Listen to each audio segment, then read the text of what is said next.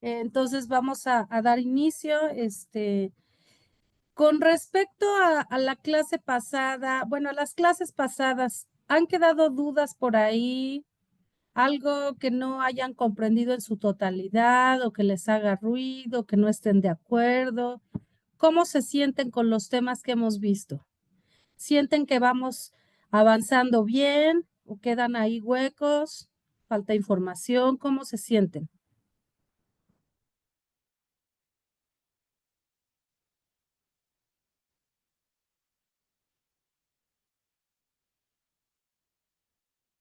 ¿Quién puede retroalimentar un poquito acerca de cómo vamos?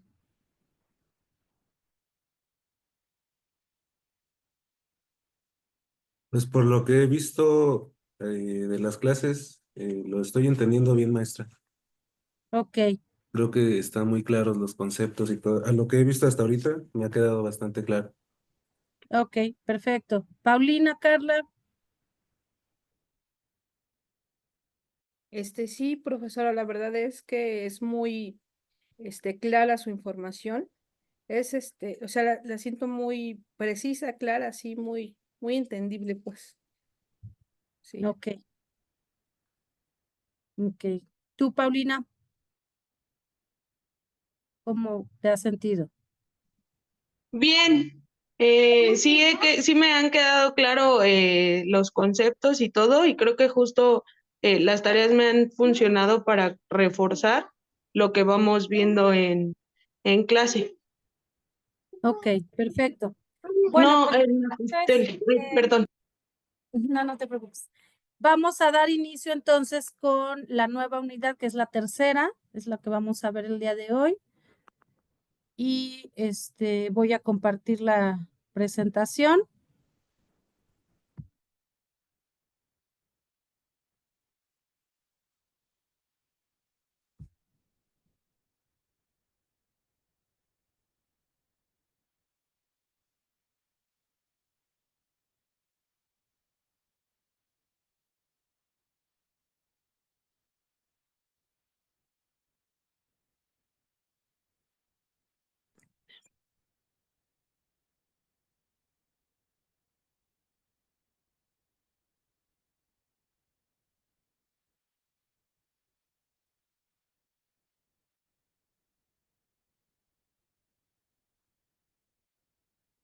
Ahí se ve ya la presentación. Sí se ve, profesora. Ok, perfecto.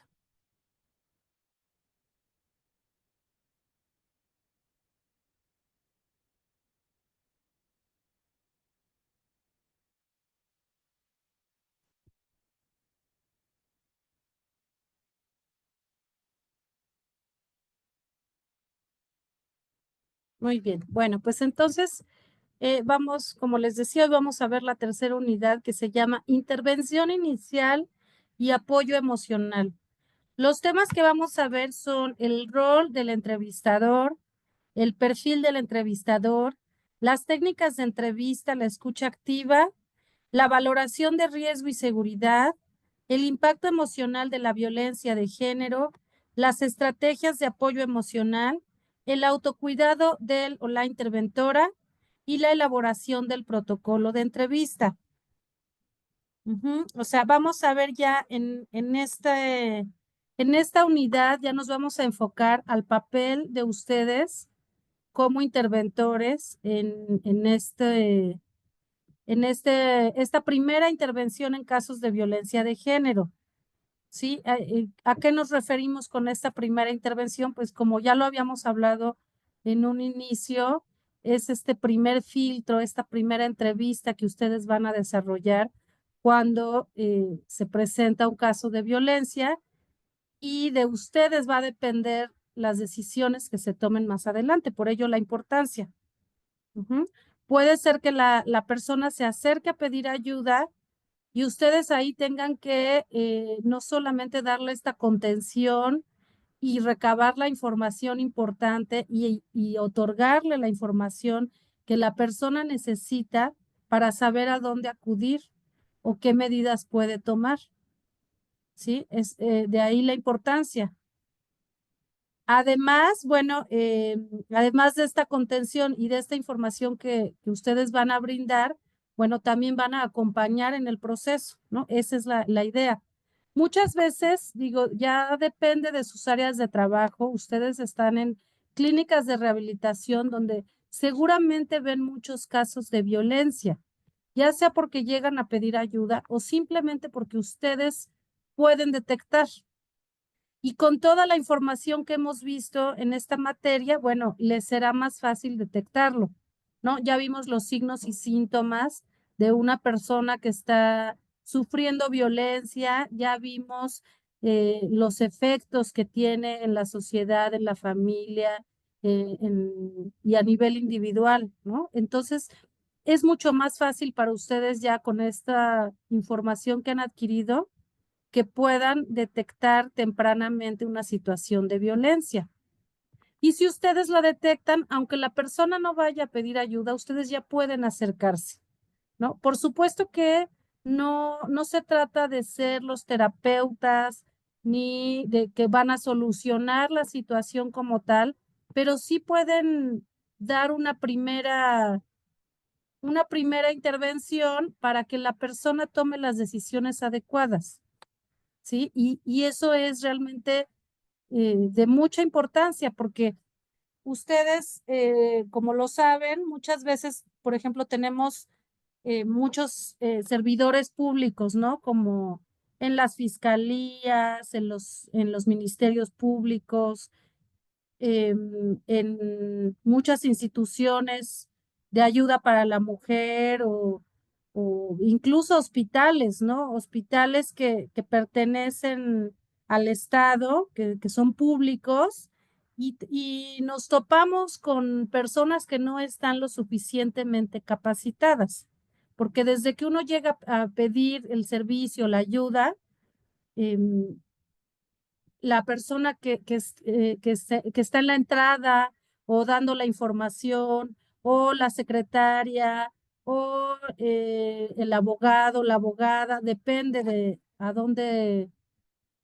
acudamos y quién es ese primer filtro que nos va a atender, depende de ello, pero muchas veces no están capacitados, ¿no? Entonces recibimos situaciones como malos tratos, revictimizaciones, mala información.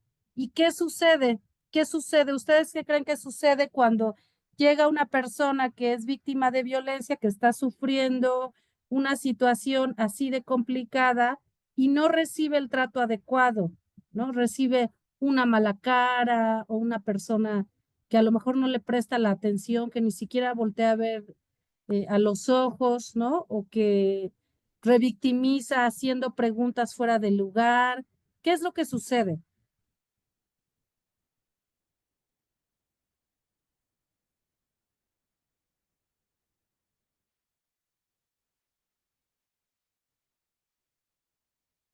Sí, adelante, Paulina.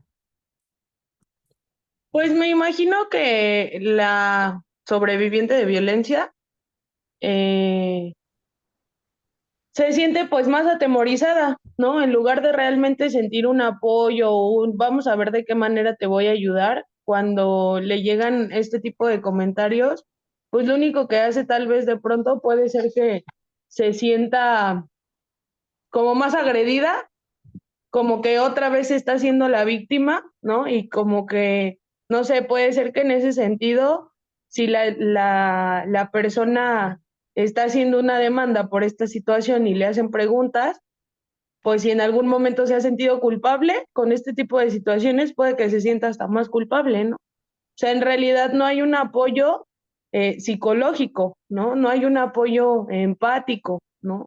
No hay comprendo por lo que estás pasando, ¿no? Simplemente te siguen victimizando y muchas veces incluso llega ese típico, pues por tu culpa, ¿no? Lo que mucho a veces pelean, ¿no? El hecho de que dicen, pues es que mi manera de vestir, ¿no? Es que mi manera de ser, mi manera de comportarme, y pues lo único que puedes lograr es sentirte más culpable, creo yo. Ujú. Sí, efectivamente. Y bueno, eso a nivel emocional. ¿M? pero en cuestiones prácticas lo que sucede es que la persona se va y no regresa a pedir ayuda, ¿no? Y entonces por eso vemos esos índices tan altos de violencia y de los cuales muy pocos se llevan a una cuestión legal, ¿no? Se les da ese seguimiento. ¿Por qué? Porque las personas prefieren, no, pues ¿para qué hago una denuncia si no se me va a, a dar la atención, ¿no? ¿Para qué alzo la voz si me van a juzgar? Y no nada más en cuestión legal, ¿no? No nada más institucional, lo sabemos que eso sucede hasta dentro de la familia, ¿no? O sea, o con las amistades, ¿no? Muchas veces sabemos de casos de alguna persona que está sufriendo violencia y por la misma vergüenza ni siquiera lo comenta con personas cercanas, ¿no? Porque siente que va a ser juzgado o juzgada, porque probablemente no se sienta acompañado, comprendido y entonces prefieren callarse. Entonces, si eso sucede a nivel familiar, cultural, en el día a día con la gente cercana, bueno, si además de eso acuden a una institución y no reciben este trato adecuado, óptimo, pues entonces lo más probable es que la persona ya no regrese, ¿no? Y que además se corre la voz y entonces hay otras personas que ni siquiera acuden a pedir la ayuda. Entonces, de ahí es la importancia que en esta materia ustedes están adquiriendo, ¿no? Como interventores, como consejeros en adicciones, o en tu caso, bueno, eres pedagoga, ¿no? Y bueno, cada quien a lo que se dedique o la formación que tenga o cuál vaya a ser su labor, bueno, tienen este trato con el otro donde es importante esta empatía de la que tú hablas, ¿no? Esta comprensión, ponerte en el lugar del otro y a partir de ahí saber escuchar y saber intervenir de una manera adecuada. Sí, Paulina. Me surgió una duda ahorita que está comentando esta parte. Justo el año pasado estaba trabajando en 3 lugares distintos. Estaba en 2 clínicas y estaba en un colegio. Ok. Y justo en este colegio, pues yo me percaté casi, o sea, casi podría asegurar que una de mis alumnas estaba sufriendo violencia sexual, ¿no? Lo que le desarrolló, pues, un déficit de atención, ¿no? Entonces, ¿por qué yo me di cuenta? Porque tenía como ciertos comportamientos muy retraídos, pero al mismo tiempo cuando jugaba mucho de que al novio y así. Entonces, una vez escribe, Muy sexualizado, era una niña, una menor. sí, Ok. la niña tenía 11 años. Entonces, Ujú. en una nota escribe, mi novio dice que yo soy su primer novia, pero su segunda novia es mi tía. Entonces, pues ahí ya como que me di una idea de quién era quien estaba siendo el agresor, ¿no? Evidentemente, pues digo, la verdad el ser consejera me sensibilizó más como respecto a esta situación en la infancia. Entonces, pues mi acción fue ir y hablarlo con la directora, ¿no? Y expresarle pues todo lo que estaba sucediendo, ¿no? Porque la niña no ponía nada de atención en la escuela. Entonces, honestamente, me dio mucho coraje porque la directora me dijo, haz caso omiso, tú haz tu trabajo y ya. Nosotros no podemos meternos en problemas legales, ¿no? Entonces, ¿qué pasa si, por ejemplo, las instituciones en las que te encuentras no están aptas o capacitadas justamente para esta parte de empatía, ¿no? La verdad es que yo en mi experiencia, pues tal vez fue muy poca mi experiencia, ¿no? Y la realidad es que lo que hice tarde o temprano, pues fue renunciar a ese trabajo, ¿no? Simplemente pues porque no compartían mi ética laboral, ¿no? Ujú. Pero no podía hacer como nada porque no podía acercarme tampoco a la mamá y decirle, ¿sabe qué? Está pasando esto o su hija está sufriendo esto, porque yo no sabía cómo lo iba a tomar la mamá. Y si la mamá iba a ir, iba a reclamar a la escuela, ¿no? Entonces alguien en algún momento me comentó, tú puedes demandar incluso a la escuela, ¿no? Pero dije, bueno, sí, ¿y con el apoyo de quién o con los abogados de quién o no? Entonces, ¿qué pasa cuando esas situaciones nos suceden que las instituciones en las que laboramos no nos apoyan en ese sentido? Ujú. Sí, esto que comentas es algo muy común, ¿no? Que no se encuentra ese apoyo en la institución. Y obviamente, híjole, es muy complicado porque efectivamente tú puedes recurrir a otra institución, a otra instancia mucho más elevada, ¿no? Y poner tu propia denuncia, incluso anónima, ¿no? Como en el DIF, sobre todo cuando son menores de edad, incluso tenemos esa obligación moral, porque si no, entonces ya hay cierta complicidad, ¿no? Entonces, así como te dijeron, tú podías incluso demandar a la escuela, sí, porque la maestra, la directora, al no estar dando seguimiento a una situación de esta gravedad, pues ya está incurriendo en una complicidad, ¿no? Pero ¿cuál es la realidad? O sea, digamos, legalmente así debería de ser y de hacerse, ¿no? Ese sería como el proceder ético, legal, que al cual tú pudiste haber recurrido. Sin embargo, por supuesto, pudiste haber hablado al DIF y a lo mejor no hacen nada, ¿no? O a lo mejor van a la escuela y la directora pone alguna barrera o dice que no ha sucedido. O sea, ahí ya hay que entender que no todo depende de nosotros, ¿no? Porque también esa es otra situación, ¿no? Lo vemos, por ejemplo, con personas adultas que están sufriendo violencia. Tú siempre vas a acompañar, vas a estar ahí, vas a escuchar, vas a dar opciones, tal vez pues no dar los recursos, pero por lo menos que la persona conozca qué recursos tiene, ¿no? ¿Para qué? Pues para que sepa dónde acudir. Pero si la persona no quiere, no hay mucho que podamos hacer, ¿no? Más que acompañar y que, bueno, y esperar a que en algún momento pueda dar ese paso cuando se sienta lista o listo para hacerlo. Cuando son menores, sí tenemos como esa obligación moral y legal de recurrir a otra instancia. En este caso, sí, tú ¿qué eras, maestra? Como Sí, maestra, pues yo era hiciste lo docente frente al correcto, grupo. ir con la directora, porque justamente pues vas con la mamá, lo puedes comentar y a lo mejor la mamá se lleva a la niña de la escuela o lo niega o te dice no se meta o quién sabe, o a lo mejor le da seguimiento, ¿no? Pero sí hay que entender que nuestros alcances tienen límites, ¿no? O sea, sí hacer lo que esté en nuestras manos, sí, pero también entender que no podemos cambiar ni a las instituciones ni la manera de pensar de los otros, ¿no? No, incluso en ese sentido me atrevo a decir que sí me entró un miedo, ¿no? Justo mi responsabilidad moral decía, bueno, voy a hacerlo, ¿no?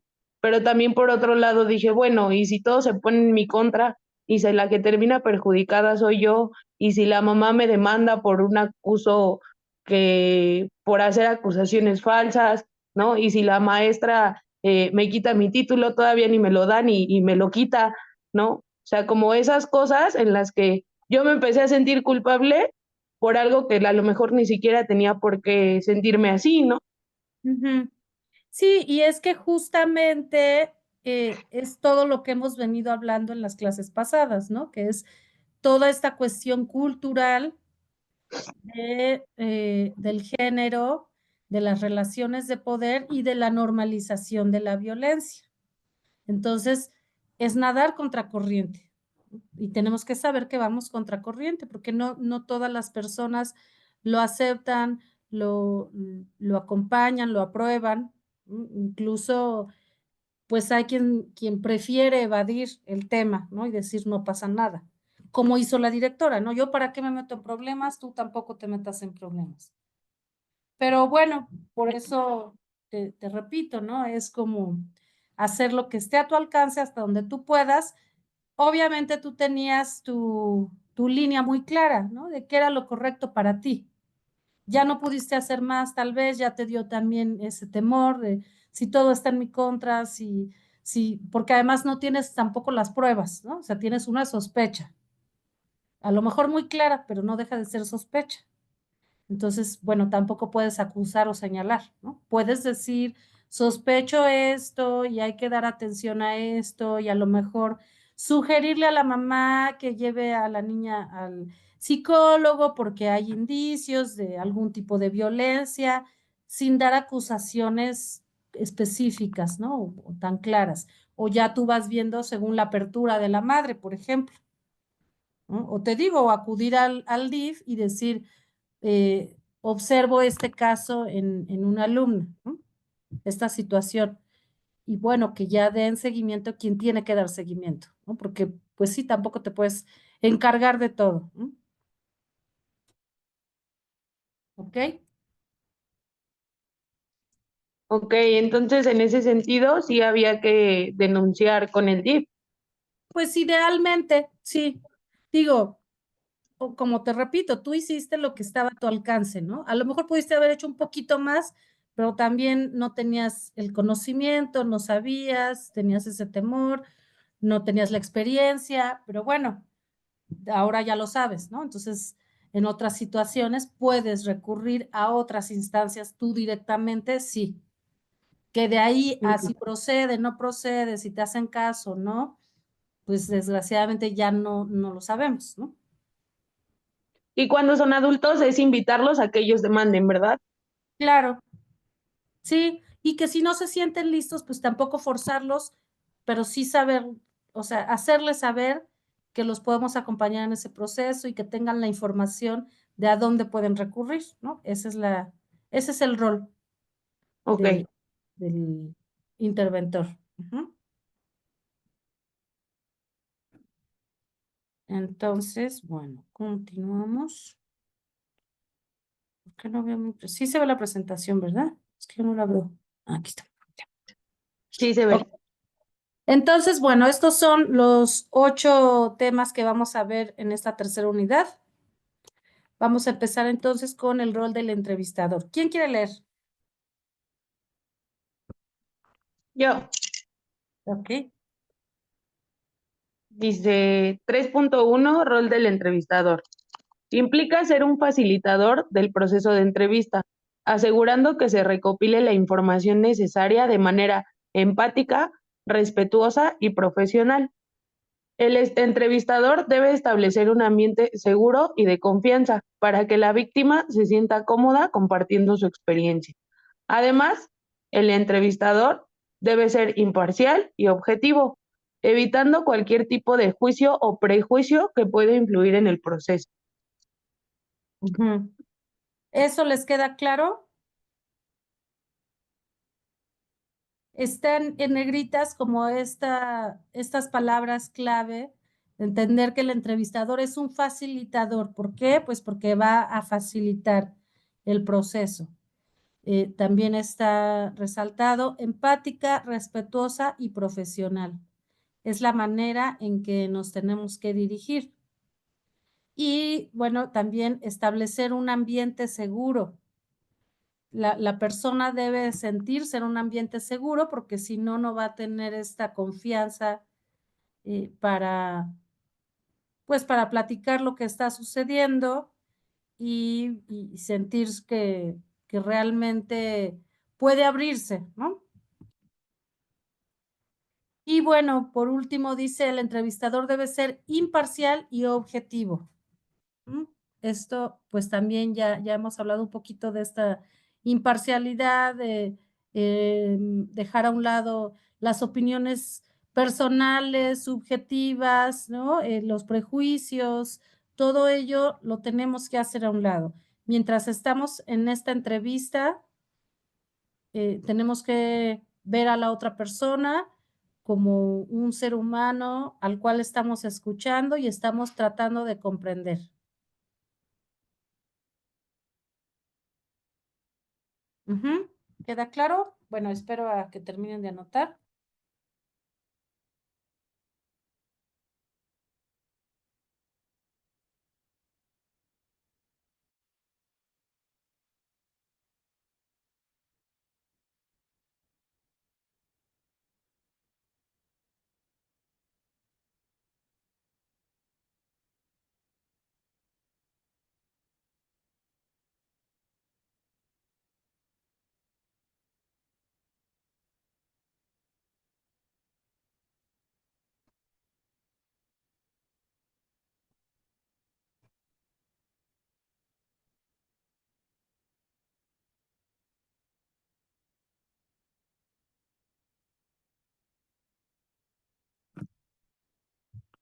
Les sugiero que anoten las palabras clave o que le tomen fotito para que no nos tardemos tanto con cada diapositiva, porque si no, no nos va a dar tiempo de ver todo.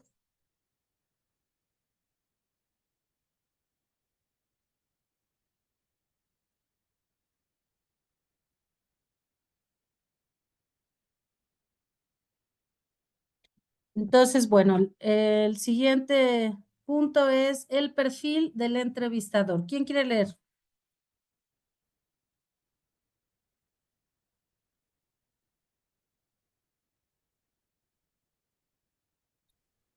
Dice, perfil del entrevistador.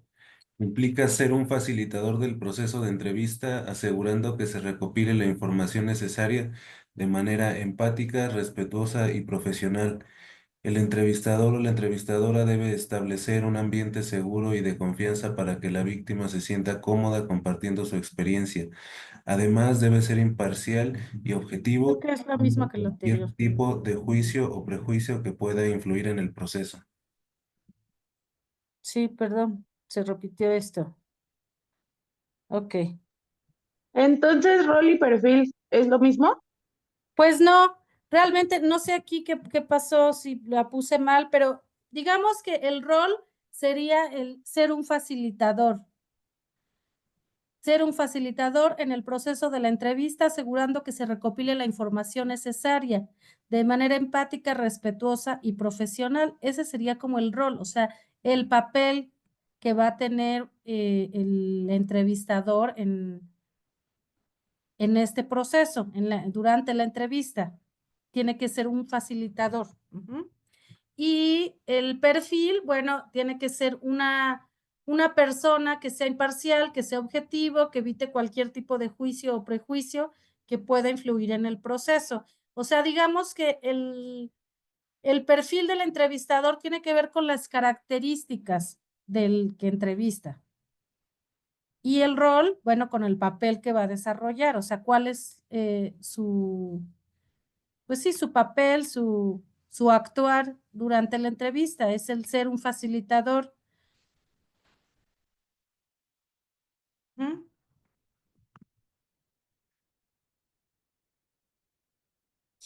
Ok, entonces, bueno, ahora tenemos las técnicas de la entrevista. ¿Quién quiere leer? Y bueno, y además que me digan si ya las conocían. ¿Conocen estos tipos de entrevista? ¿Ya habían escuchado? ¿No tienen idea de ninguno? Estructurada, no estructurada, semiestructurada, clínica de diagnóstico de investigación. ¿Las habían escuchado? ¿Les queda claro? ¿Tienen dudas?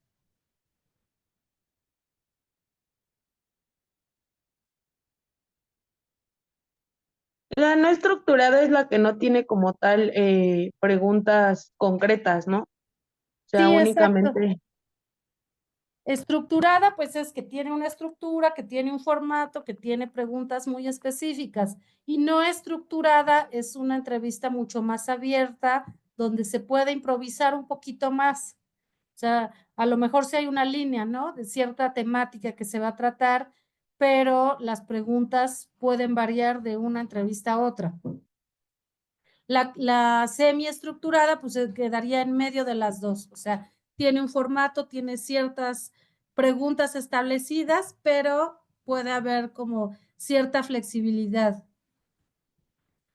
Luego tenemos la clínica, que esa es durante un proceso clínico, terapéutico, como para ver los avances, los cambios, lo que se ha logrado durante el proceso.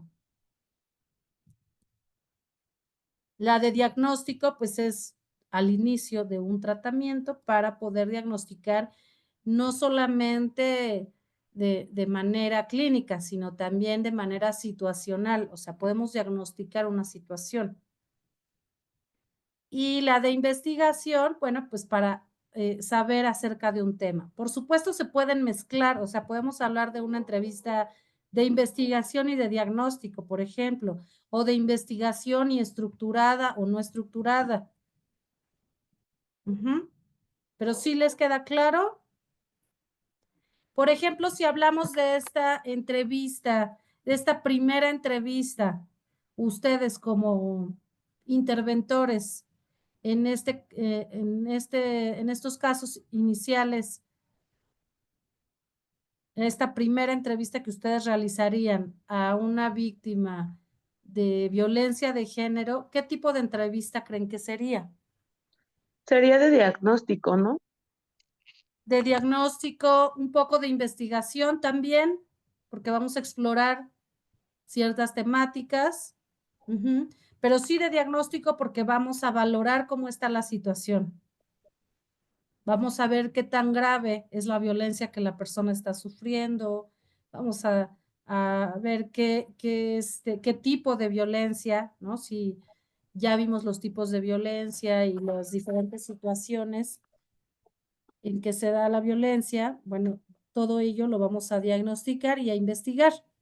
Y por supuesto puede ser estructurada, no estructurada o semiestructurada. En este caso, y para el trabajo que yo les voy a pedir, va a ser una entrevista estructurada. ¿Por qué? Porque es un protocolo. Es un protocolo muy específico, con preguntas específicas, con datos específicos que tenemos que recopilar en ese primer encuentro, para a partir de ahí poder emitir un diagnóstico, una valoración y tomar las decisiones pertinentes. Técnicas de entrevista, escucha activa. La escucha activa implica prestar atención no solo a las palabras de la sobreviviente, sino también a su lenguaje no verbal y a las emociones subyacentes. Hacer preguntas abiertas y claras, mostrar interés genuino por la experiencia de la sobreviviente, validar sus emociones y preocupaciones y evitar interrupciones o juicios precipitados. ¿Eso queda claro? ¿Cómo podemos hacer, cómo podemos poner atención al lenguaje no verbal?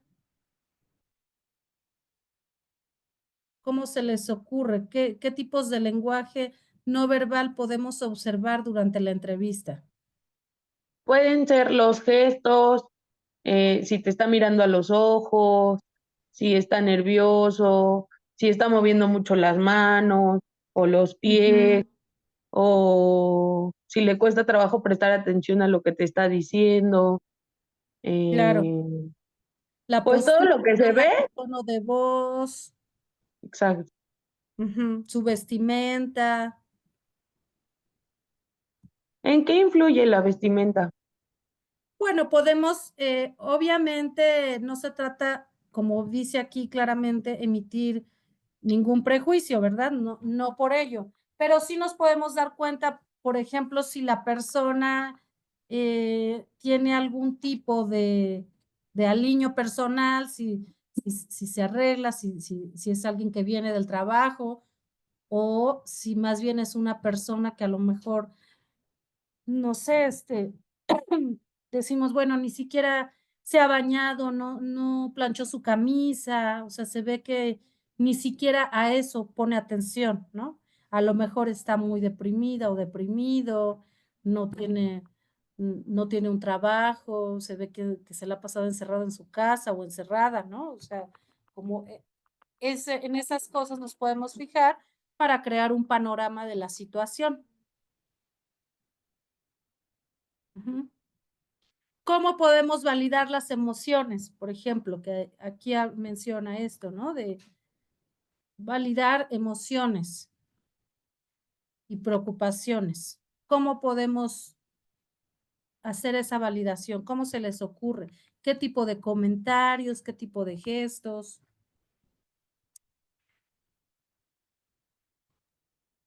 Primero, los gestos puede ser que realmente le estés poniendo atención a lo que él te está diciendo, ¿no? O sea, escucharlo realmente, mirarlo a los ojos, aunque él no te esté viendo, ¿no? Y para validar sus emociones o lo que estás sintiendo, pues puede ser entiendo que te sientas de esta manera, ¿no? O es válido que te sientas así, ¿no? Como darle ciertos comentarios en donde tú afirmes o le hagas sentir a la persona, al usuario, al paciente, que realmente te está escuchando y que realmente tú lo estás comprendiendo. Ujú. Sí, exactamente. Y todo ello engloba lo que llamamos escucha activa. Poner atención al lenguaje no verbal, a los gestos, a toda la situación que está alrededor y al mismo tiempo nosotros prestar esa atención, mirarlo a los ojos, dar instrucciones claras. Nuestro lenguaje no verbal también es importante, ¿no? Una postura donde mostremos ese interés, te estoy escuchando, me importa lo que te sucede y al mismo tiempo comentarios, ¿no? Que eso ya es lenguaje verbal que tienen que ver con esto que mencionas. Entiendo cómo te sientes, es válido que te sientas así. Claro, la situación que me comentas es bastante complicada, vamos a tratar de dar solución o te acompaño en este proceso, etcétera, etcétera.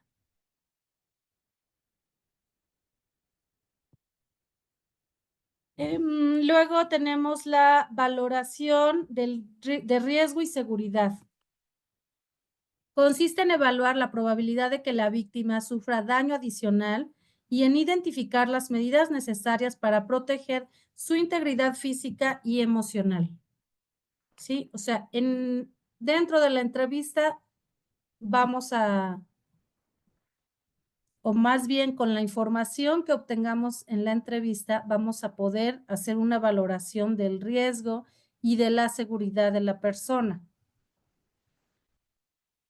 Con respecto a este punto, ¿qué se les ocurre? ¿Cómo podemos valorar ese riesgo?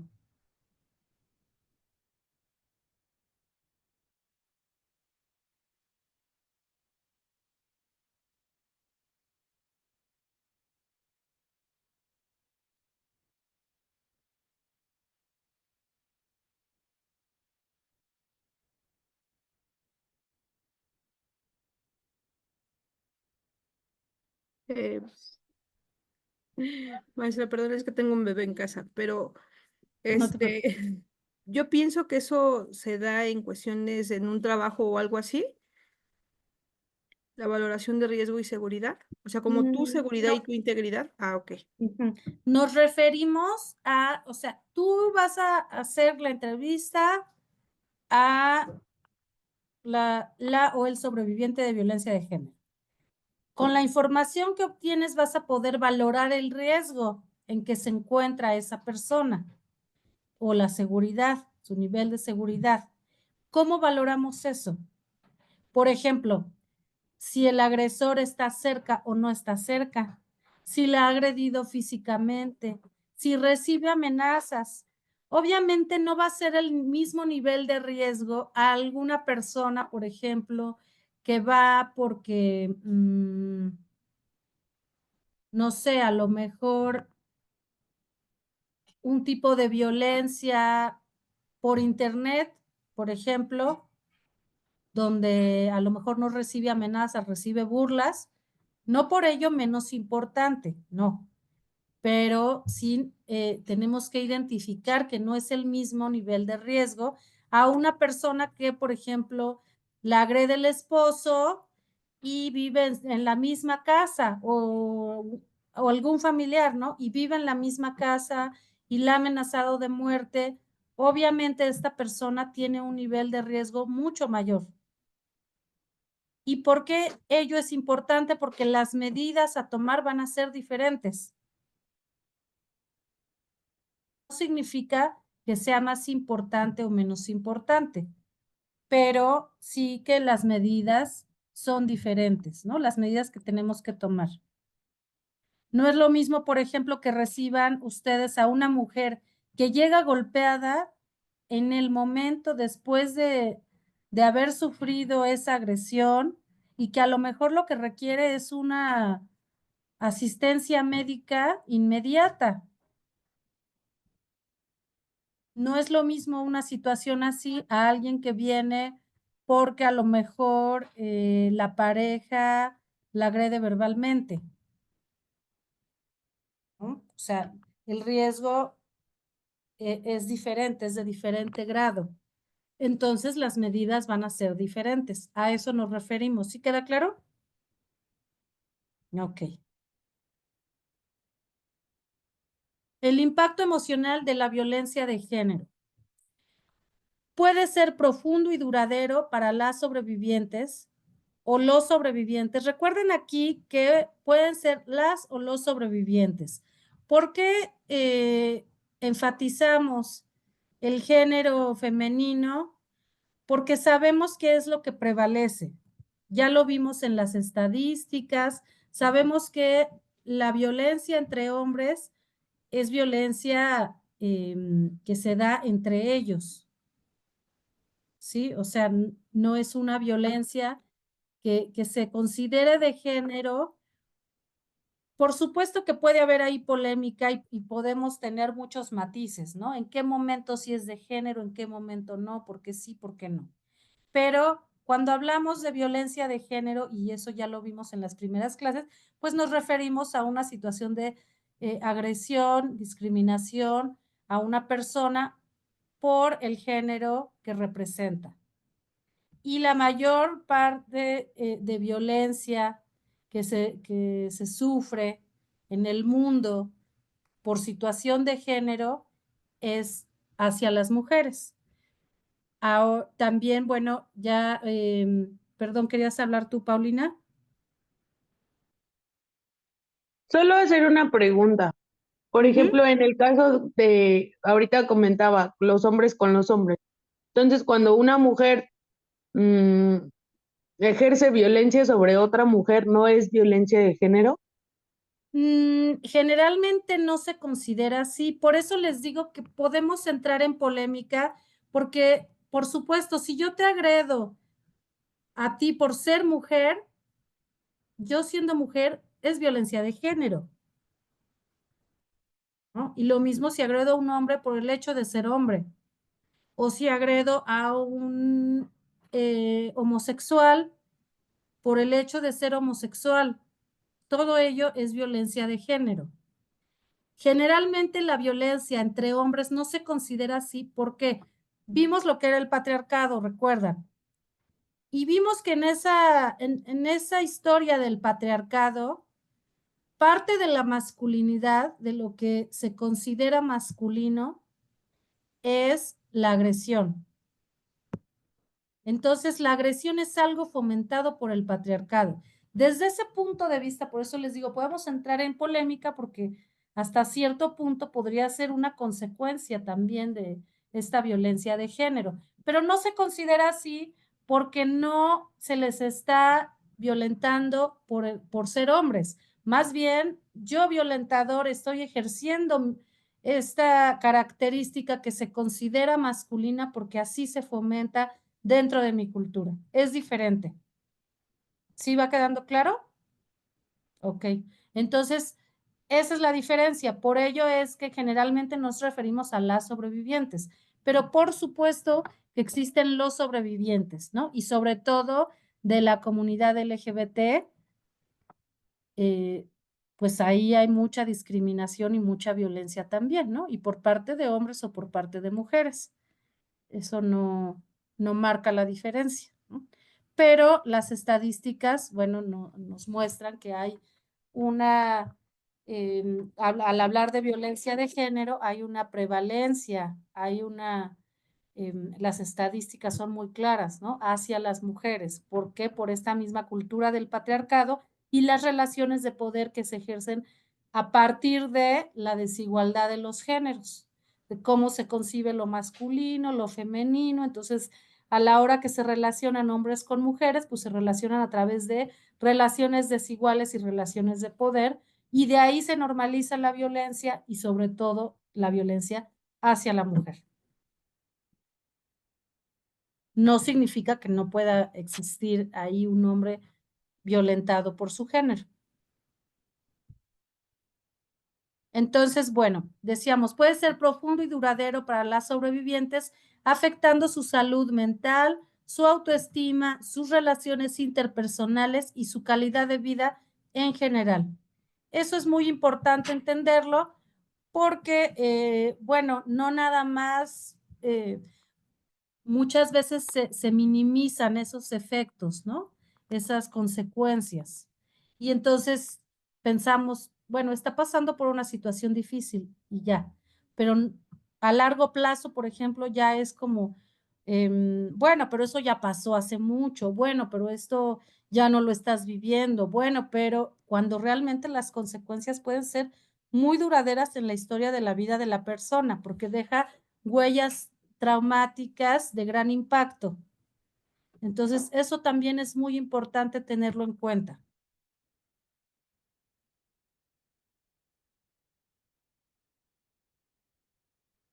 Las estrategias de apoyo emocional pueden incluir el ofrecimiento de espacios seguros y confidenciales para la expresión de emociones, el fomento del autocuidado y la autoestima, la conexión con redes de apoyo social y comunitario y la derivación a servicios de salud mental especializados cuando sea necesario. Estas son las estrategias de apoyo emocional. Más allá de las estrategias de apoyo legal o de cuidar la seguridad de la persona o del apoyo médico, por ejemplo, cuando lo requiere. Aquí nos referimos a las estrategias de apoyo emocional, justamente por estas consecuencias que se pueden percibir a largo plazo, ¿no? Que pueden tener efectos a largo plazo.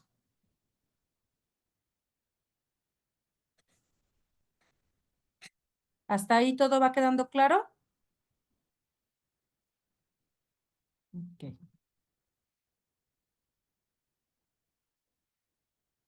Luego vamos a ver, déjenme ver la hora. Bueno, vamos a un receso, 10 minutitos, 9:08. Nos vemos por aquí, ¿les parece bien? Estabas anotando, ¿verdad? Te pongo la anterior, permíteme. Es la que sigue. Sí. Sí. Está ya.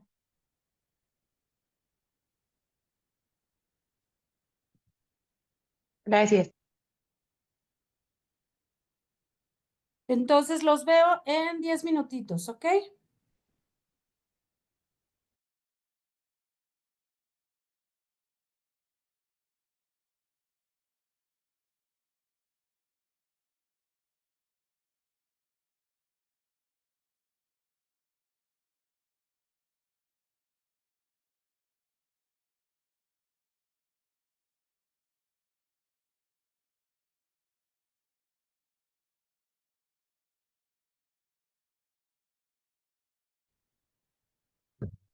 Yo lo leo. Ok, adelante. Sí le puedes subir. Ya se ve. Elaborar el protocolo de entrevista para la intervención inicial en casos de violencia de género es fundamental para asegurar que se aborden adecuadamente las necesidades y preocupaciones de las víctimas. Se recopile información relevante de manera sistemática y se brinde un apoyo integral desde el primer contacto. Ok. Entonces es lo que vamos a ir haciendo aquí. A partir de un protocolo que vamos a elaborar, ustedes van a poder hacer esta primera entrevista a alguna sobreviviente de violencia de género. Guía para la elaboración del protocolo de entrevista. Vamos a ir viendo punto por punto. Identificar objetivos y principios rectores. ¿Cuáles se les ocurre que serían los objetivos de un protocolo?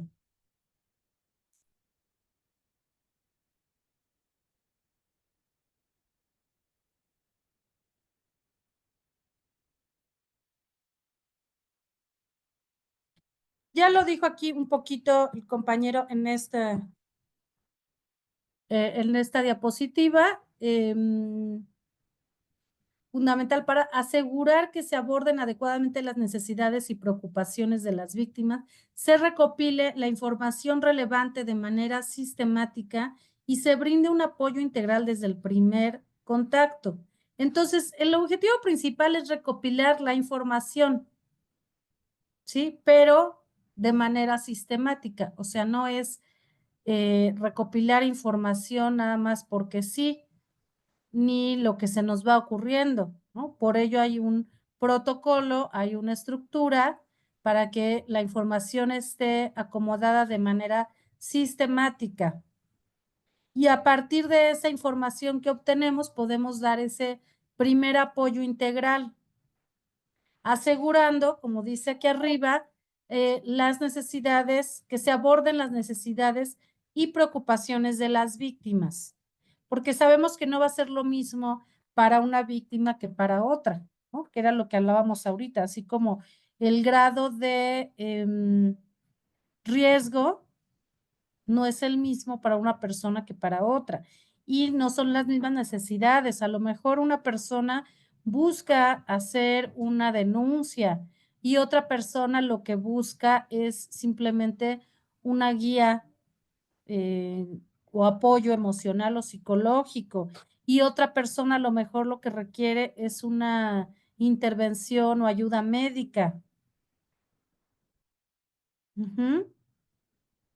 A lo mejor otra persona simplemente va porque quiere recibir información acerca de las opciones que tiene, por ejemplo, legales, ¿no? O sea, a lo mejor no quiere en ese momento poner una denuncia, pero quiere información para saber hasta dónde puede llegar, ¿no? Por ejemplo, si sufre algún tipo de discriminación o bullying, y a lo mejor va simplemente para que se le oriente y saber si hay instituciones de apoyo, si hay, si se puede proceder a una denuncia o no, etcétera, etcétera. Entonces, es importante esta particularidad, o sea, aunque el protocolo es el mismo, la información que vamos a recabar obviamente va a ser particular de cada caso y por lo tanto las necesidades de cada persona van a ser diferentes.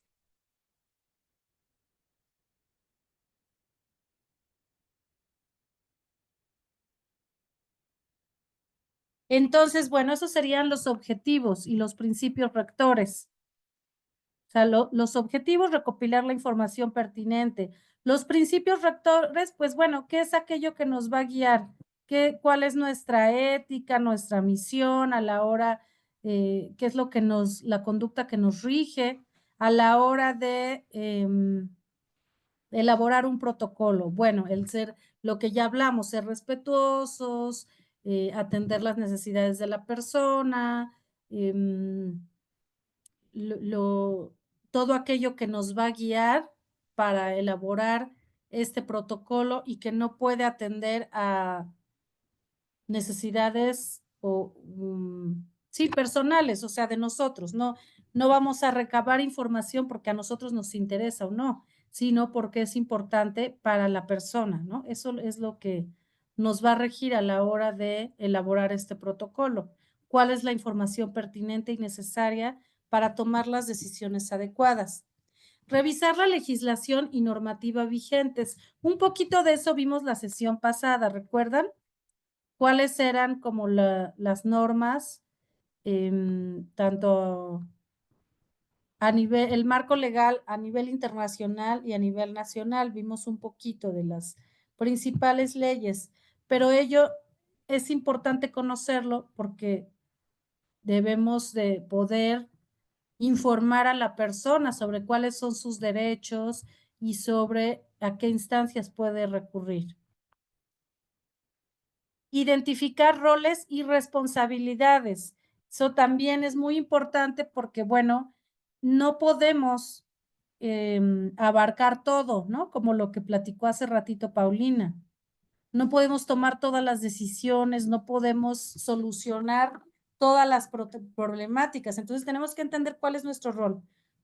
Acompañar, ya dijimos, pero también entender que a lo mejor una persona requiere que la canalicemos con un psicólogo y otra persona requiere que la canalicemos a una institución de grupo de ayuda y otra persona requiere que le demos un directorio de refugios. o de hospitales o de fiscalías, ¿no? Establecer el enfoque, pero bueno, esto de identificar roles y responsabilidades, perdón, también entender hasta dónde llega nuestra responsabilidad, hasta dónde podemos, sí informar, pero hasta dónde podemos tomar decisiones, ¿no? Establecer el enfoque centrado en la víctima. ¿Qué quiere decir esto? Que vamos a atender, como ya les mencioné, las necesidades y preocupaciones de la víctima, no nuestras, no lo que nosotros creemos que es mejor para la persona. O sea, sí hasta cierto punto, pero siempre respetando lo que la persona necesita y está buscando. Definir el proceso de entrevista.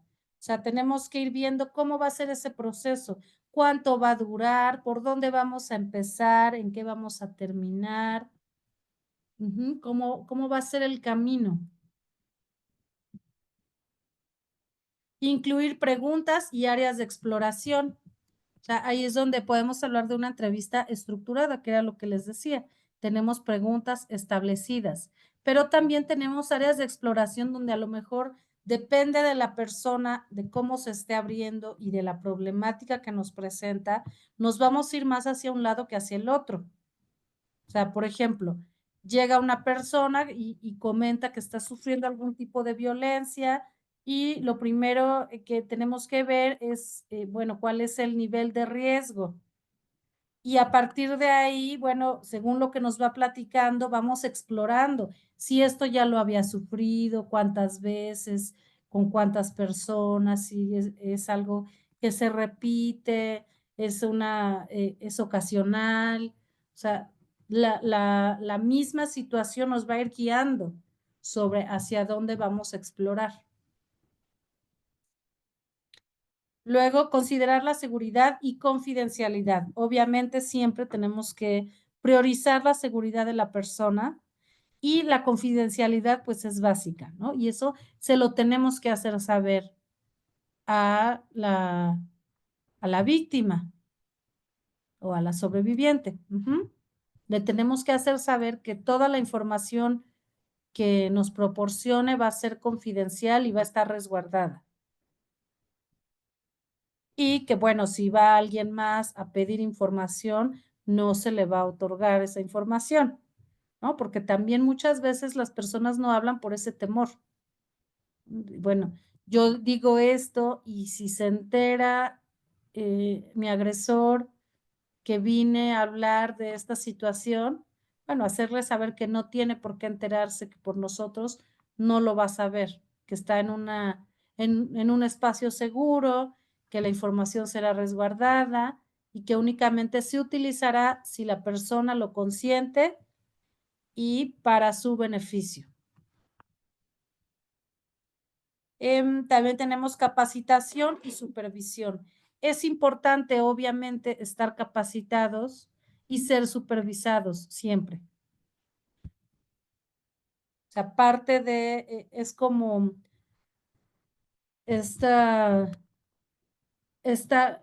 formación continua, ¿no? O sea, no nada más basta con, bueno, ya soy consejero o ya soy psicólogo o ya trabajo en la fiscalía para decir ya estoy capacitado. No.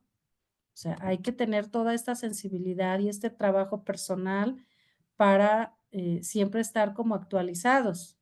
Y también con respecto a las leyes, a las instancias a las que podemos recurrir. Y la supervisión, pues es importante porque cuando trabajamos para una institución, pues debe haber ese seguimiento. Si lo dejamos solamente a una persona, pues se vuelve una situación más arbitraria. Entonces siempre hay que tratar de trabajar en colectivo. Ustedes en sus centros, pues lo sabrán, ¿no? Que no trabajan solos, ¿no? Revisión y actualización periódica, bueno, es lo mismo, ¿no? Tiene que ver con lo mismo. Y difusión y sensibilización. Esto, bueno, también es, la difusión obviamente es para prevenir. No nada más se trata de abordar los casos donde la violencia ya es algo que está sucediendo, sino también informar y prevenir a la gente de este tipo de situaciones para que si en determinado momento viven algo similar o algo que se acerque a una situación así, puedan recurrir a tiempo o evitarlo. La sensibilización, pues, es parte de ello mismo, ¿no? O sea, por ejemplo, hacer talleres, ¿no? Ustedes en sus centros pueden dar talleres de violencia, informar a las familias. Sabemos que, bueno, la situación del adicto no nada más es la situación del adicto, sino toda la familia, los hijos, la esposa, los padres están involucrados en ciertas dinámicas donde muchas veces hay violencia. Entonces, todo ello hay que informar y sensibilizar a todos dentro de nuestros espacios. ¿Cuáles son los datos relevantes que hay que recabar en ese protocolo de entrevista? Esto es muy importante y esto sí anótenlo. Tenemos los datos de identificación, que obviamente se refieren a nombre, dirección, teléfono, si algún familiar responsable, que que nos puedan dar sus datos, ¿no? La historia de violencia. ¿A qué nos referimos con la historia de violencia? ¿Quién me puede decir? ¿Qué entienden por historia de violencia?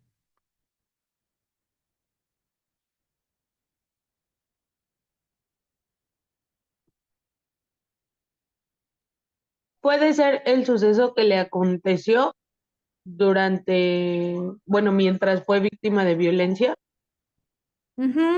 Sí, pero siempre hay que ir un poquito más allá. Por ello es historia de violencia. O sea, la persona puede venir porque fue agredida o agredido sexualmente hace un mes. Una situación ocasional. ¿Cómo vamos a valorar toda la historia de violencia? Bueno, preguntándole si anteriormente hubo sucesos similares u otras situaciones donde estuvo en ese papel de víctima de violencia. Por ejemplo, en las cuestiones sexuales es muy común, ¿no? Que vemos a lo mejor que un padre abusador, un tío abusador, un hermano abusador y un esposo abusador, por ejemplo. O ustedes lo saben, en cuestiones de adicciones, ¿no? Un padre alcohólico y después hay un esposo alcohólico y a lo mejor los dos violentan, ¿no? Si mi papá violentaba a mi mamá y ahora yo estoy casada con tal persona que ahora me violenta a mí, se repiten patrones, ¿no? Entonces, por ello hay que explorar dentro de lo posible, porque no siempre se puede también, ¿no? Porque la persona no siempre se va a prestar y también hay que respetar eso, pero en la medida de lo posible, explorar toda su historia de violencia. Luego tenemos perpetrador o perpetradores. Esto es, ¿quién ha ejercido la violencia o quiénes? El riesgo actual, ya vimos un poquito de eso, ¿no? El nivel de riesgo, si corren peligro su vida, su integridad, si son agresiones verbales, económicas, si hay una situación de que se sigue viviendo, ¿no? De violencia física o sexual y que es algo recurrente y que la persona corre riesgo de el momento mismo en que está sucediendo, o sea, es algo continuo o si son situaciones aisladas. Los recursos de apoyo. ¿Cuáles serían recursos de apoyo de una persona? O sea, ¿cuáles pueden ser recursos de apoyo? Cuando entrevistamos a una víctima, ¿cómo podemos valorar sus recursos de apoyo?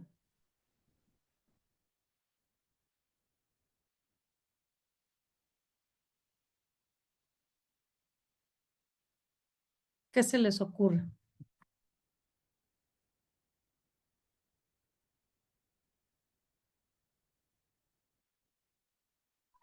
puede ser aquellas cosas que tiene a la mano, vaya la redundancia, para apoyarse en un momento de crisis.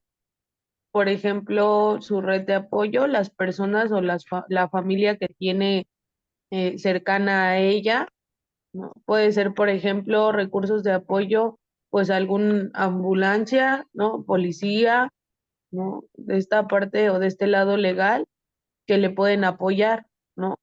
Identificar cuáles tiene y a lo mejor cuáles le pueden hacer falta, ¿no? Exacto. ¿Cuáles tiene a la mano? Obviamente, no, por ejemplo, no va a tener los mismos recursos de apoyo una persona que vive en la sierra a una persona que vive en la ciudad, ¿no? A lo mejor la que tiene en la sierra tiene que caminar media hora para llegar a una clínica o tiene que transportarse 2 horas para poder llegar a una fiscalía o al MP. Entonces, esos son los recursos de apoyo, o sea, ¿qué tiene a la mano? Y por supuesto, sí, esto que mencionas de la red de apoyo. O sea, hay personas que, por ejemplo, son violentadas por ejemplo, por el marido y la familia no está, ¿no? A lo mejor la familia a lo mejor es alguien migrante y su familia está lejos y entonces no tiene una red de apoyo que pueda sostener o acudir en un caso de emergencia. Entonces, todo ello son los recursos de apoyo, también lo económico, ¿no? Si la persona cuenta con, si tiene trabajo, si tiene una solvencia, si tiene un lugar donde vivir, si tiene un lugar a donde recurrir en una situación de riesgo, todo ello. Necesidades específicas, bueno, eso es muy claro, pues ya lo vimos, si requiere a un médico, si requiere a un psicólogo, si requiere un grupo de ayuda, una clínica de adicciones, etcétera, etcétera. Historia médica y de salud mental. Bueno, eso es obviamente como hacer una anamnesis, un recorrido general sobre cómo ha sido, cómo está su estado de salud, si tiene enfermedades importantes o ha tenido, y lo mismo con su salud mental, porque ello pues también nos va a dar referentes acerca de la persona, de la situación que está viviendo y a lo mejor es una persona, por ejemplo, que toma medicamentos psiquiátricos, ¿no? Y entonces eso hay que tomarlo muy en cuenta, ¿no? O que ha estado internado en hospitales psiquiátricos o que ha sufrido adicciones. Son cosas que hay que tomar en cuenta como en parte de su historia de vida y de salud mental y física. La información socioeconómica también, obviamente, como les decía, es parte de los recursos de apoyo, porque no es lo mismo alguien que sea autosuficiente, que tenga un trabajo, que tenga un sustento, a alguien que, por ejemplo, dependa económicamente del agresor, ¿no? O que simplemente no tenga a lo mejor ni siquiera dónde vivir y por ello permanece en el mismo lugar donde está siendo violentada o violentado. El apoyo legal, bueno, sí, obviamente saber a qué instancias puede recurrir. Preocupaciones y objetivos. Eso pues ya es algo muy personalizado, particular de cada caso, donde ustedes van a hacer sus anotaciones. Entonces, bueno, nuestra siguiente entrega es esta. Ay, perdón, es que mi cable. Que va a ser la OP1,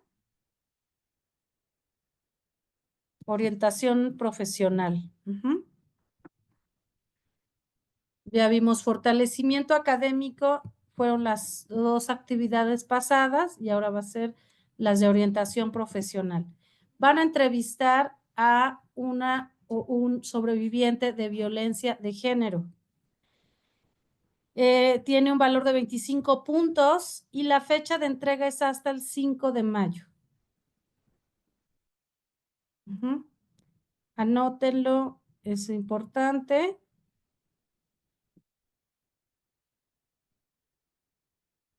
Y bueno, les voy a mostrar aquí en el Classroom.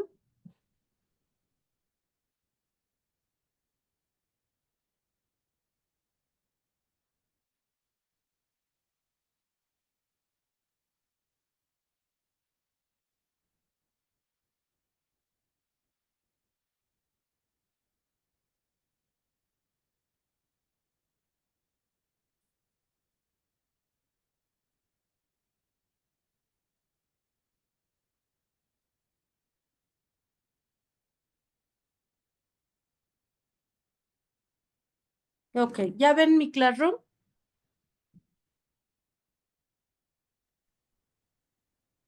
Sí se ve. Ok. Entonces, si se fijan ustedes aquí en trabajo en clase, eh, mm, mm, aquí.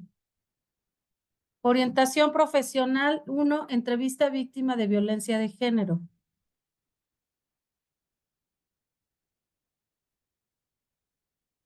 Esto es la dos.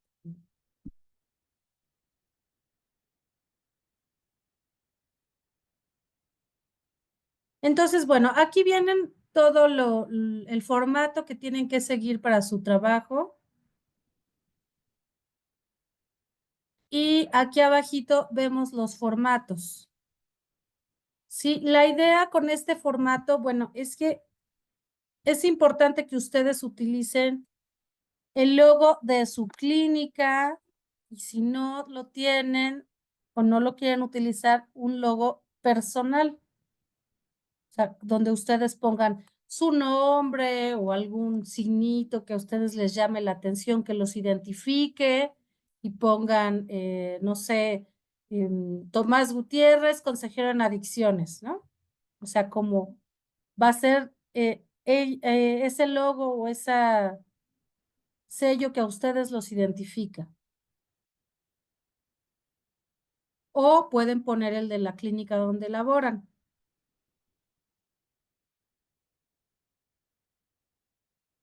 Y bueno, aquí vemos donde dice formato OP1 editable.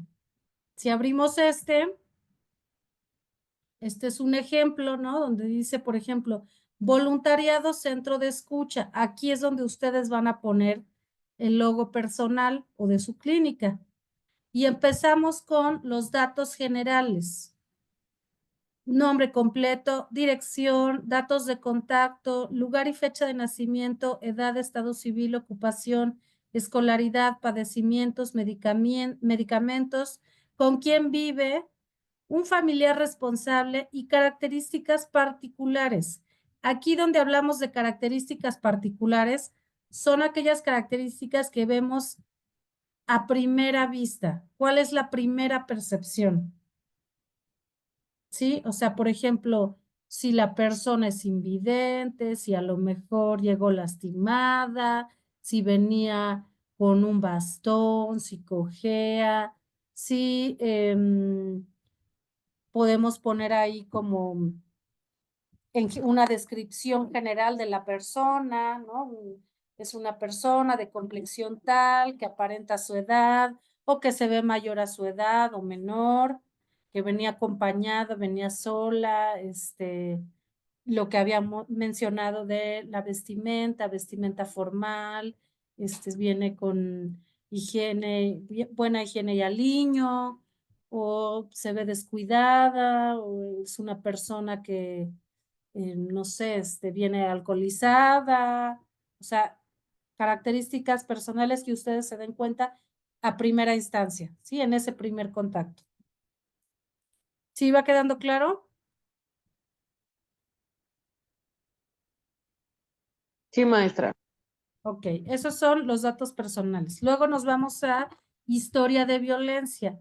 Antecedentes, tenemos historia de vida muy general, nació en tal lugar, ¿no?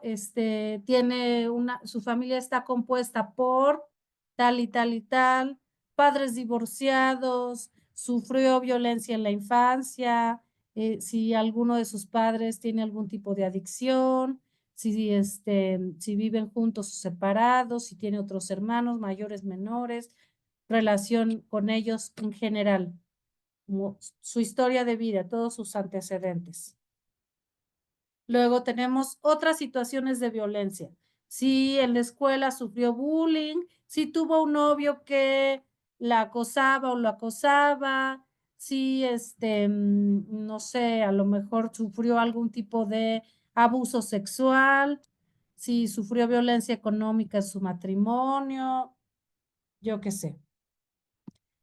En esta parte de otras situaciones de violencia vamos a pasar a la época actual, o sea, a la situación de violencia por la que acude en este momento. Y ahí tenemos que describir minuciosamente qué es lo que está sufriendo la persona. Y entonces tenemos que responder a estas preguntas: ¿qué, cuándo, cómo, dónde y por qué? ¿Sí queda claro? Cualquier duda, Sí. me lo van haciendo saber para pues resolverlo, porque pues lo tienen que saber hacer para su trabajo, ¿ok?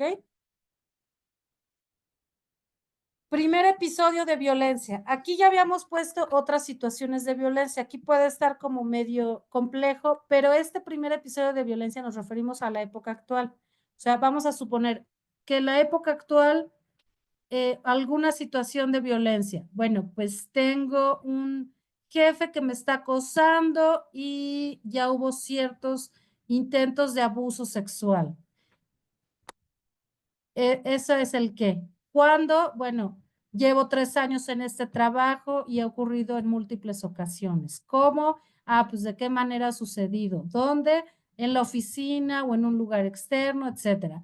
¿Por qué la persona? Obviamente en por qué no vamos a poner como el por qué de una manera como muy desde nosotros, ¿no?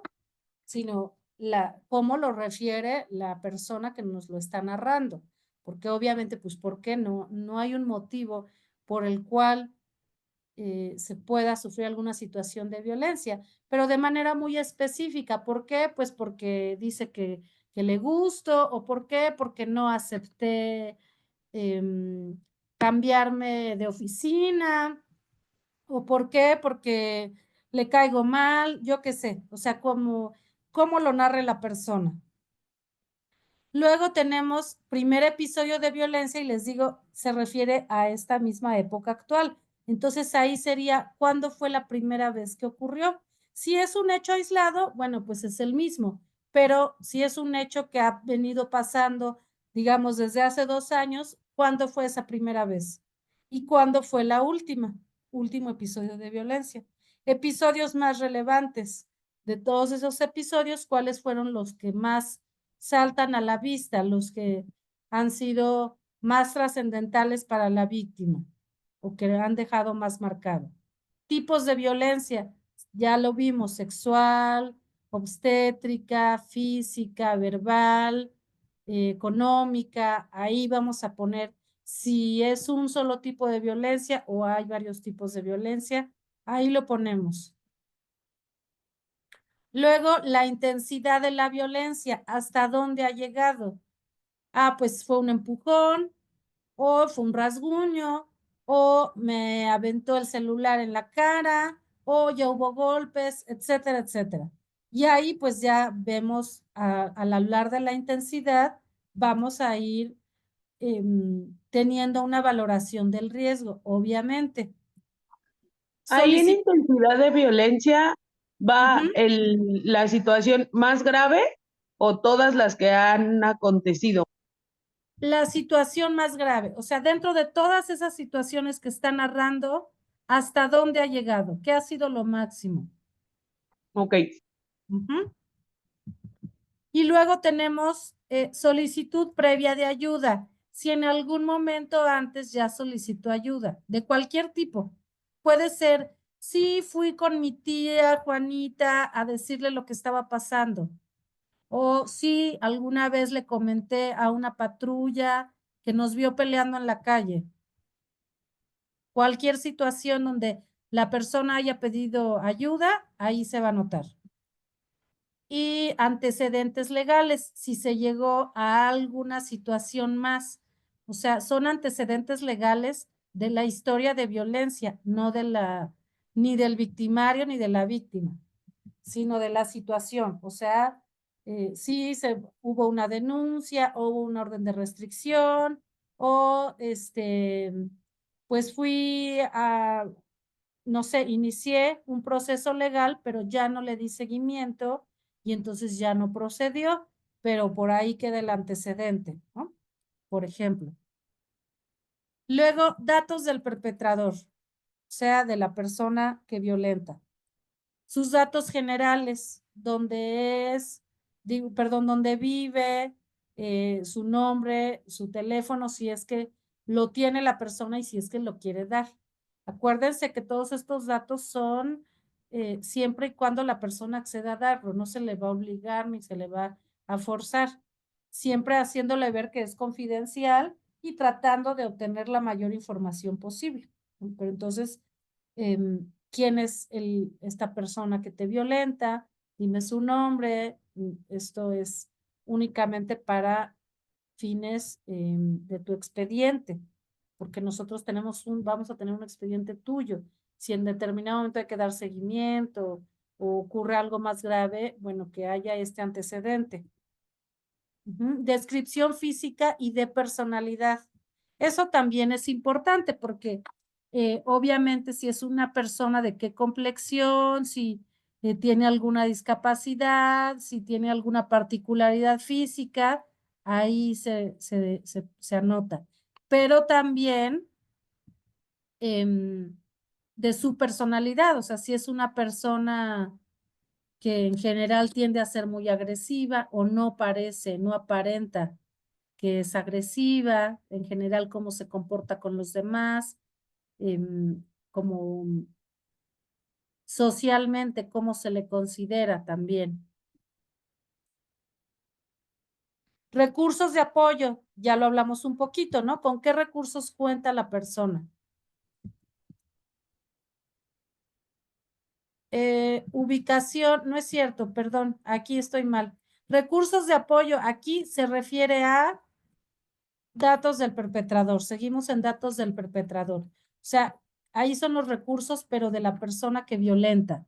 ¿Cuáles podrían ser, por ejemplo, los recursos? Ah, pues es una persona que tiene poder de tal tipo, o es una persona que, no sé, que le apoya su familia o sus amistades, ¿no? O tiene, no sé, tiene una banda, ¿no? Es delincuente, o yo qué sé, es policía, o sea, como ver también con qué recursos cuenta esa persona que está violentando para saber en qué lugar estamos y frente a quién estamos.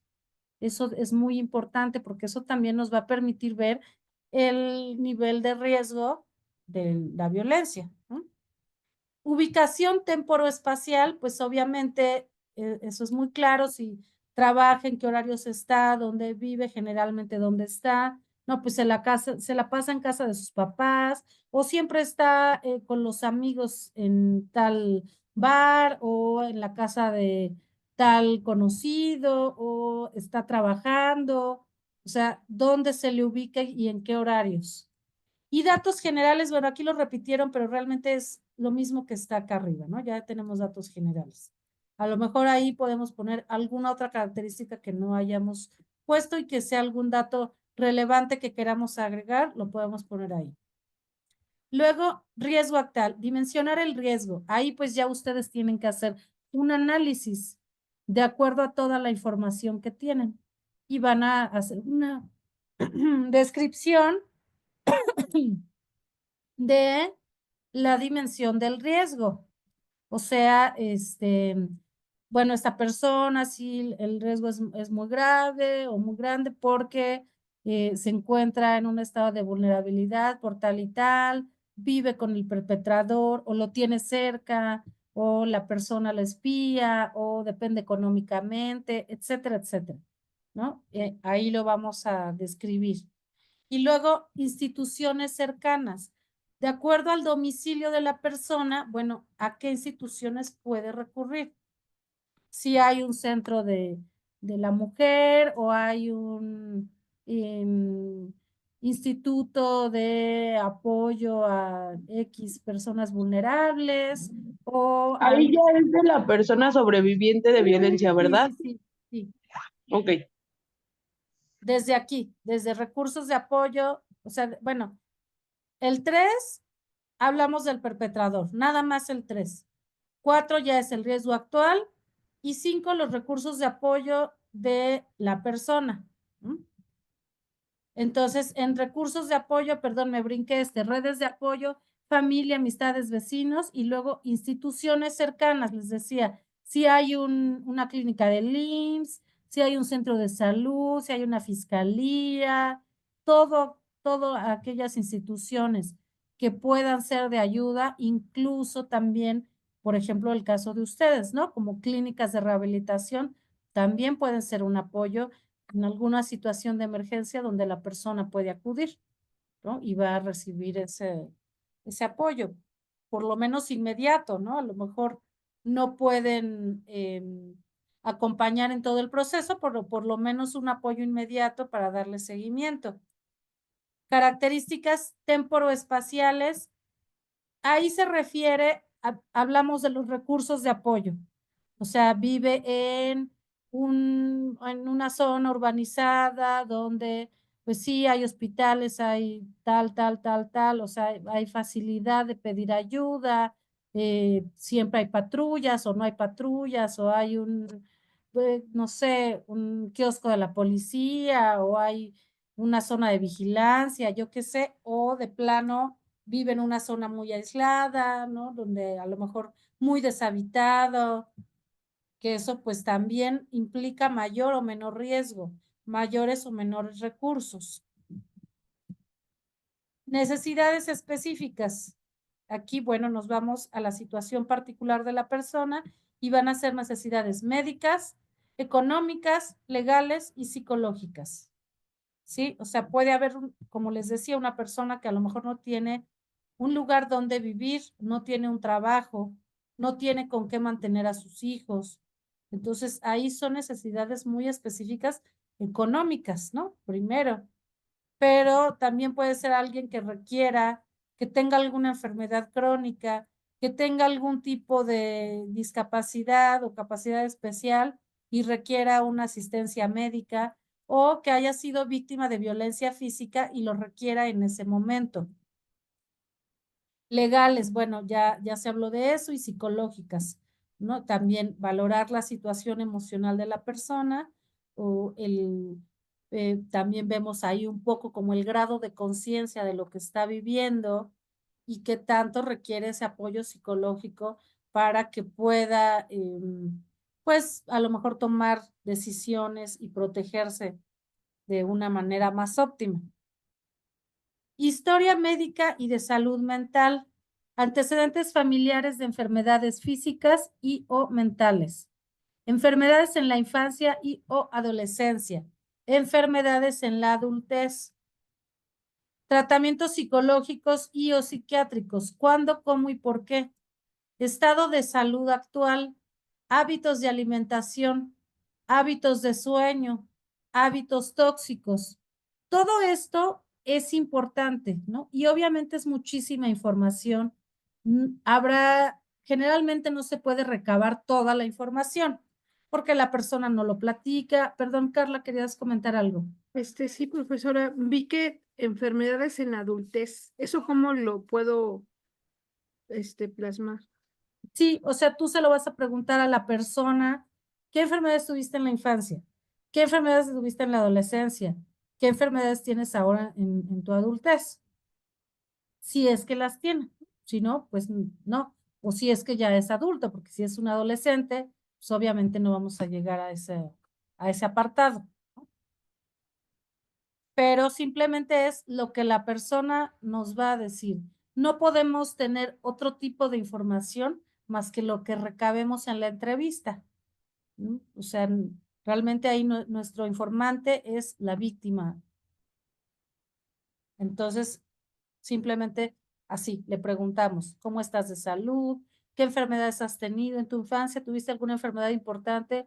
No, pues lo normal, gripa y hasta ahí, enfermedad del estómago, yo qué sé, ok.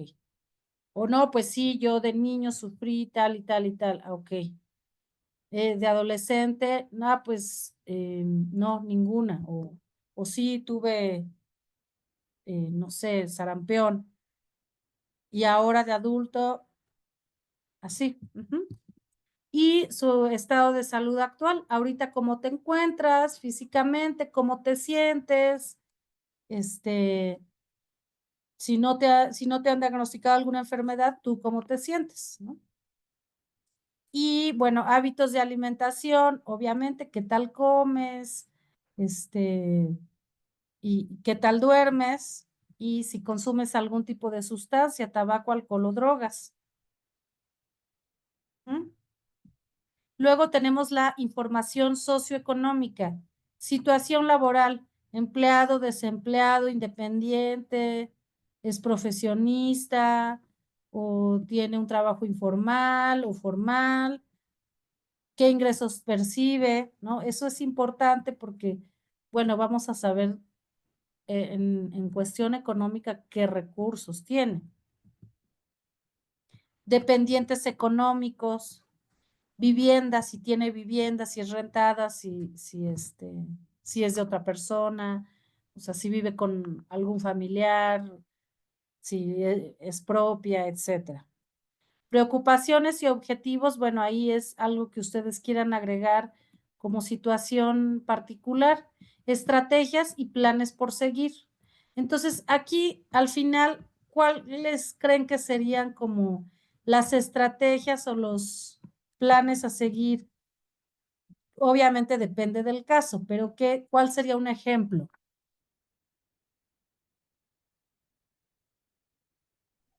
Puede ser de qué manera va a resolver el conflicto que está teniendo, tanto legalmente como emocionalmente.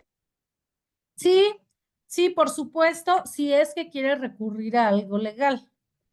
La persona puede ir simplemente para una contención y una guía, ¿no? Como saber qué puedo hacer en esta situación que estoy viviendo y ya de ahí las decisiones que tome o no dependerán de esa persona.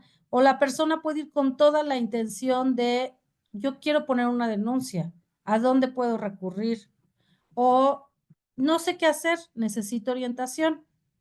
Entonces ahí es un poco las decisiones de la persona y otro poco lo que ustedes puedan recomendar. O sea, ustedes pueden decirle, ok, yo te voy a canalizar a tal lugar o yo te voy a recomendar ir ahorita, según como veo tu situación, lo primero que requieres es un grupo de apoyo psicológico, por ejemplo, ¿no? Habrá personas que eso es lo primero que necesitan. ¿Por qué? Porque las vemos muy vulnerables, a lo mejor muy inseguras de tomar una decisión, a lo mejor titubeantes en cuanto a denunciar o no. Y entonces a lo mejor ahí lo que requiere primero es un apoyo psicológico, no sé, o de autoayuda o grupal, o hay muchos tipos de apoyo, ¿no? Que también vamos a ver de acuerdo a los recursos con los que cuenta. Pero a lo mejor otra persona decimos, bueno, tú lo primero que necesitas es de aquí irte a denunciar, porque, no sé, tienes la decisión de querer denunciar, pero además vienes en una situación, no sé, por ejemplo, golpeada o cuando existe una violación, pues eso tiene que ser inmediato. Directamente ir a hacer la denuncia. ¿Por qué? Porque es cuando están las pruebas al alcance. Y entonces, entre más rápido vaya la persona, es más probable que pueda darle seguimiento. Y ya a la hora de ir a poner la denuncia, ahí le darán la atención médica, la orientación, etcétera, etcétera. Entonces, depende de la persona y de la situación, a dónde lo vamos a canalizar. Esos serían como los pasos a seguir. O simplemente a lo mejor no es una situación de mucha gravedad y la persona lo que requiere es ser más informada, ¿no? Y entonces incluso en su clínica le pueden decir, bueno, yo lo que te recomiendo es que de primera instancia vengas al grupo de apoyo familiar, a familiares de adictos, ¿no? Porque a lo mejor la persona que le está violentando es algún familiar que sufre de alguna adicción. Y eso ustedes lo han de ver mucho, ¿no? Y entonces si es una situación así, pero a lo mejor no es violencia física, a lo mejor no es una situación como de esa gravedad, pero antes de que vaya a subir la intensidad o de que vaya a ponerse en una situación de mayor riesgo, bueno, a lo mejor lo que necesitamos es concientizar a la persona y entonces ahí le podemos decir, vente a la clínica, le vamos a dar seguimiento a tu caso, te recomendamos que acudas a un grupo de ayuda y bueno, poco a poco, ¿no? A lo mejor ya en unos meses estás más convencida o convencido de querer hacer algo legal y entonces ya te canalizaré a la instancia pertinente a la que puedas recurrir, ¿no? Entonces hay que ver cada caso particular y depende de eso los pasos que vamos a seguir, las recomendaciones que vamos a hacer y lo que la persona esté dispuesta también. ¿Sí queda claro? ¿Tienen dudas con respecto a este protocolo? La idea es que ustedes, obviamente en este caso, no es alguien que va a solicitar ayuda, sino que ustedes van a buscar a esa persona. O bien puede ser alguien que ya les haya solicitado ayuda anteriormente y que digan, ah, pues con esta persona voy a realizar mi entrevista.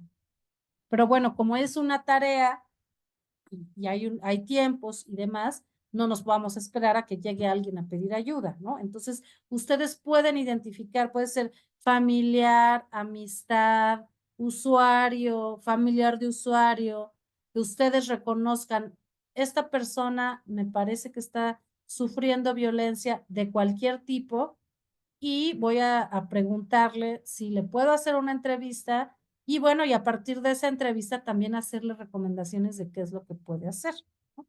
No vamos a intervenir terapéuticamente, obviamente, pero sí podemos hacer recomendaciones, que la entrevista no se quede nada más como en esta cuestión de hacer mi tarea y ya, ¿no? Porque obviamente estamos tratando con una persona que está en una situación vulnerable, entonces, pues que de algo le ayude a esa persona, ¿no? Que de algo le sirva, por lo menos para darle información de a dónde puede recurrir o qué puede hacer y darle la información de está sufriendo este tipo de violencia, ¿no? Hay personas que ni siquiera saben que están sufriendo violencia, que nosotros podemos detectar, pero a lo mejor la persona no.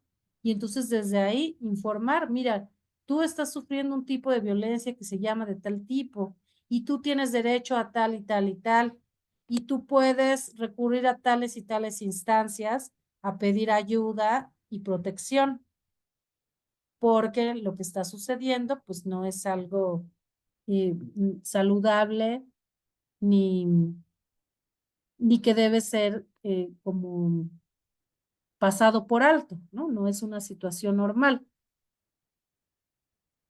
Entonces, la idea es que ustedes busquen a esa persona. Como les digo, puede ser amistad, familiar, quienes ustedes elijan, que sepan que está viviendo algún tipo de violencia. ¿Sí? ¿Tienen alguna duda?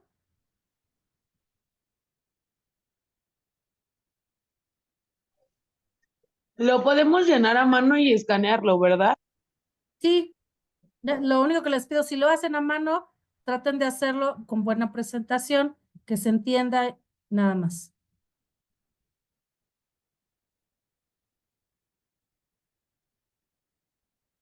¿Ok? Entonces, ¿queda todo claro?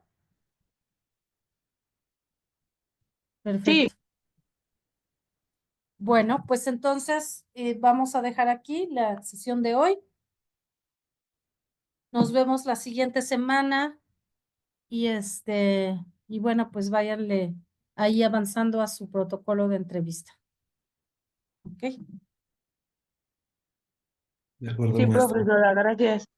Sí, no hay de qué. Bonita noche. Igualmente. Igualmente, maestra, hasta luego. Hasta luego.